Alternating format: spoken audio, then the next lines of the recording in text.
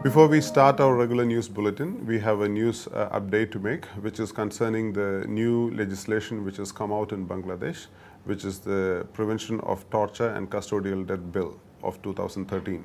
The AHRC is proud to be part of this momentous lawmaking process, where the draft which has been enacted in the Bangladeshi parliament is a law that has been drafted by the Asian Human Rights Commission on request by Mr. Sabiuddin Chowdhury, who is a member of the Bangladeshi parliament. It is also unique for the fact that it is a private member's bill which has been unanimously passed, and Bangladesh today joins a very selected list of countries like Sri Lanka, for example, in Asia, which has criminalized torture. The details of the law is available at the Asian Human Rights Commission's website, and you feel free to go through the legislation, which has a lot of unique aspects in itself. Thank you, and let us proceed to the news bulletin.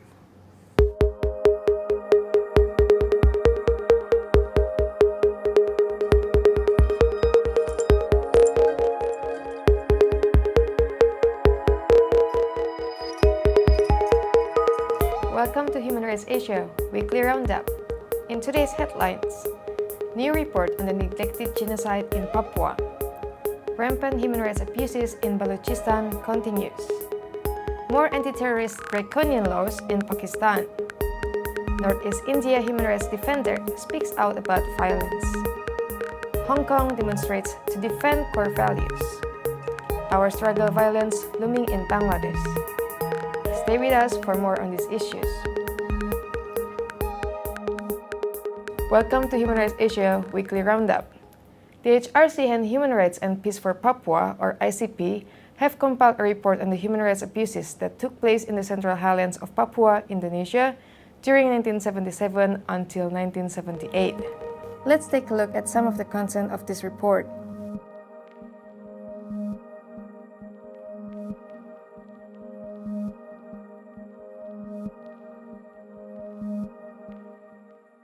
Earlier, we spoke with AHRC's Basil Fernando about his expectations in releasing this report.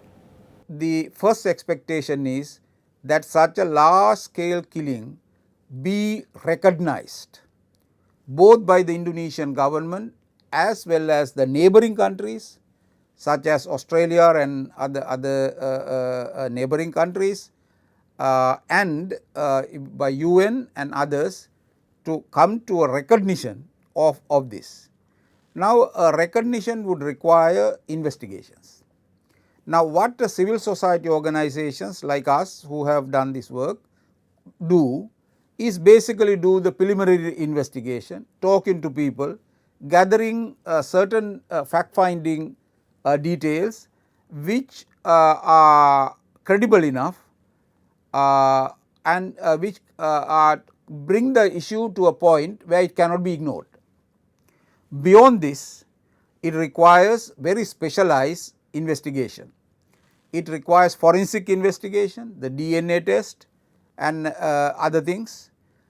It requires the participation of criminal justice experts, both from police and other sections who are very detailed information collectors, with the view of reaching a court one day for a case, so that it will stand the test of a criminal trial. Now, to have such investigation, to bring it to the point of an investigation would require a lot of political, is a matter of political will. Now, the Indonesian government should be brought to politically recognize this is an inescapable duty to investigate into this matter. The cause is that these separate people are being dominated, their natural resources are being expropriated by the Indonesian government without giving them the right to participate, to right to share in their resources, benefit from their resources. This is being denied. Now, these are the issues which require international discussion and a local discussion. I do not see how the Indonesian civil society, intellectuals and others could ignore such a discussion. And now to the province of Balochistan in southwestern Pakistan. The continuous acts of disappearances, extrajudicial killings, military operation, and arbitrary arrests have generated a sense of deprivation. Then there have been demands to separate Balochistan from Pakistan. After the major earthquake in Awaran, a far-flung area of Balochistan, Pakistan military took advantage of the relief operation and destroyed houses where they thought insurgents were hiding. The military relief teams also stopped the foreign teams to provide relief who rushed to Awaran after learning about the earthquake. In recent days, thousands of Balochi women and men have come out on the street to chant slogans against the Pakistan government and appeal for help with the international community. Balochi people residing in the USA have also demonstrated outside the White House where President Obama was meeting with Prime Minister Nawaz Sharif. They demanded an independent Balochistan. For more on Balochistan human rights violations, we talked to Basir Naveed. Actually, the Balochi people, those who are living in Balochistan, they think that Pakistan has occupied their land because it was not part of the Pakistan, that original map of the Pakistan, and it was said that Balochistan would remain independent, and if it wants to join Pakistan, then it would join. But exactly after some months of creation of Pakistan, then Pakistani forces went over to Balochistan and captured that. And since that time, there is an insurgency in the Balochistan. And people think that they are denied of their basic rights of living in their own homeland and enjoying all the rights or the fruits of the freedom. Since then, a strong reaction is started from the Pakistani forces. And since 2010, more than 500 persons are extrajudicially killed in Balochistan. And during this year, we have, the AHRC has documented cases that 127 persons were extrajudicially killed and more than 400 were disappeared. Dozens of relatives of missing persons, including women and children, have started a long march for the recovery of their loved ones who are missing after their arrest by the law enforcement agencies. The long march has started from Quetta, the capital of Balochistan province, and will end at Karachi. They will cover more than 730 kilometers by walk. That was Basir Naveed at the AHRC. Also in Pakistan, last week we reported on the new draconian anti-terrorist ordinance adopted without parliamentary debate, which limits fundamental rights of citizens. Just over a week later, the government of Pakistan has now declared another ordinance, the Pakistan Protection Ordinance, which gives unlimited powers to the police, military, and paramilitary forces to enter and search any premises without any warrant. The arrested suspects will not be entitled to bail. These forces, on suspicion, can confiscate property, arms, and other household goods without permission from any lawful authority. And anyone found guilty of resisting enforcement of law or legal process will spend 10 years behind bars. The previous ordinance made amendments to the Anti-Terrorist Act, which legalized the disappearances, extrajudicial killings, and torture. The AHRC says that both of the new ordinances are in blatant violation of the Pakistan Constitution and fundamental rights. Extrajudicial killings by state security agents in Northeast India have been rampant since the Armed Forces Special Powers Act was introduced in 1958. Earlier, we talked to Anjuman Ara Begum, a human rights activist from Northeast India. This law, Armed Forces Special Power Act, is a law where the army has been given power, discretionary power, that on suspicion the army can use fire upon a person on suspicion.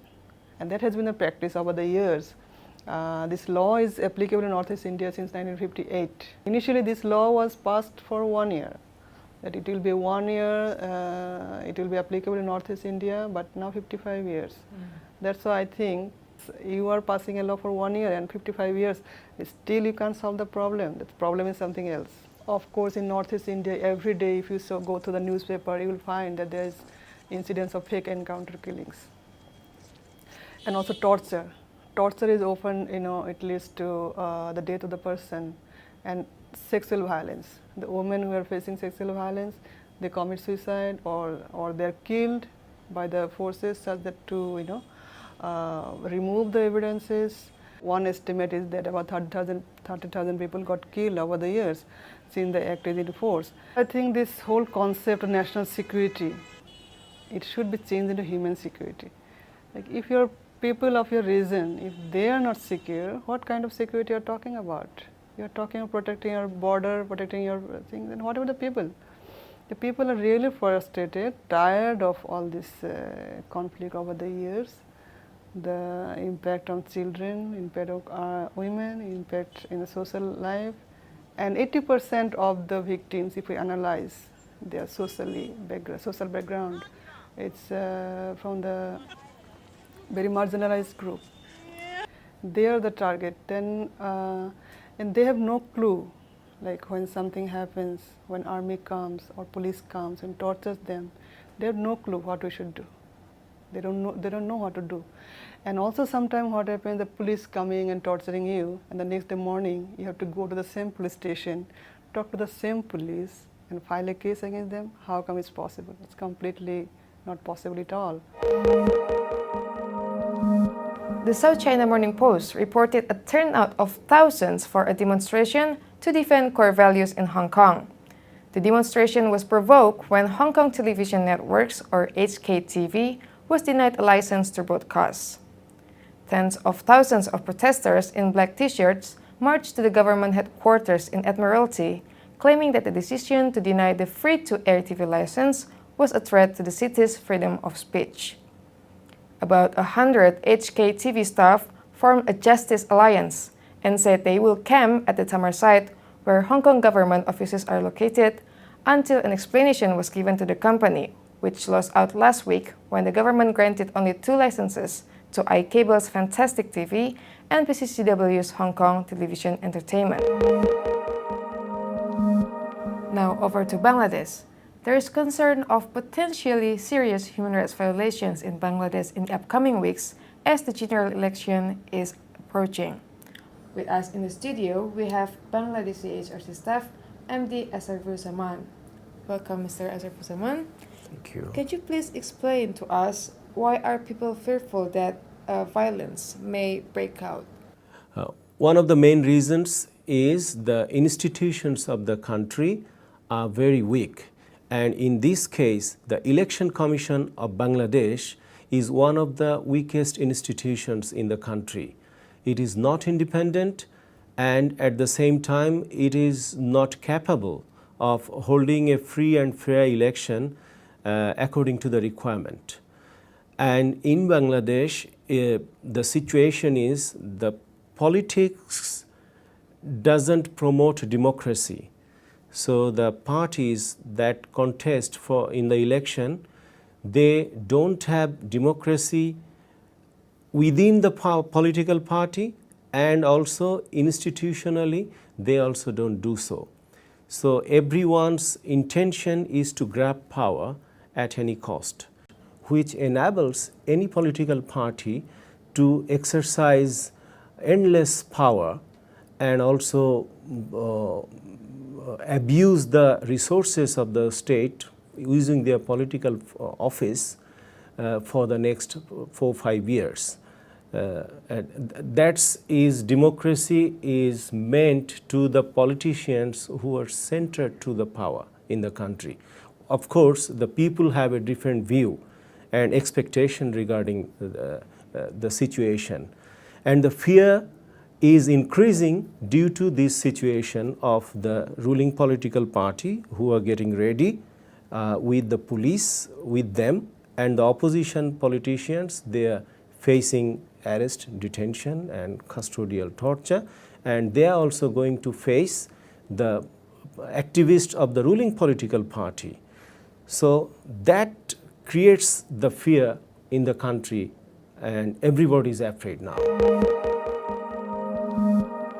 That is all for this week's Human Rights Asia Roundup. Thank you for joining us and hope to see you again next week.